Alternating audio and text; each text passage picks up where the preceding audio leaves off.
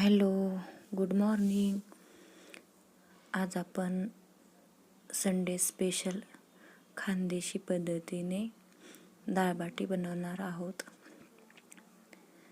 त्यासाठी लागणारे 2 वाटी गव्हाचं पीठ, 1 वाटी रवा, धने म्हणजे अर्धे बारीक करून टाकलेले आहेत, सूप, बडीशोप, जिरे, ओवा, तूप, मीठ हे सगळं मिश्रण आपण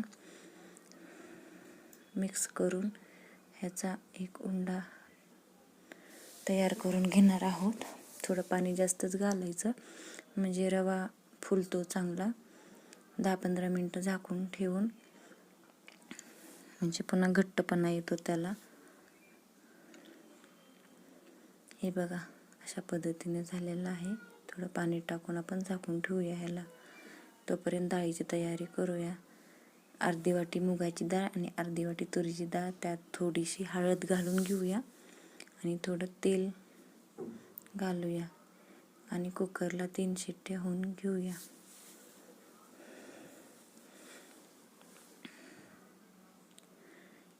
हे बघा, असं झालेलं आहे. आता हे आपण पीठ मुरलेलं आहे आपलं चांगलं. त्याची पोकळ गोळी करून घ्यायची, मधात तूप लावून.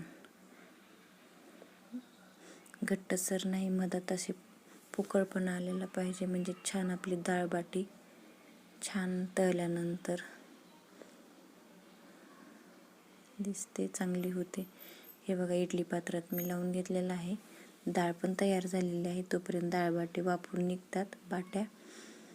का कोथिंबीर, तमालपत्र, मिरे, लवंगा, कढीपत्ता, टोमॅटो टाकून आपण आणि 2 हिरव्या मिरच्या टाकलेल्या आहेत. हे आपण अशी सपक डाळ करून घेणार, पातळ करून घ्यायची थोडी. आणि ह्या बाट्या पण तयार झालेल्या आहेत. अशी होती आज संडे स्पेशल डाळबाटी. चला, बाय बाय.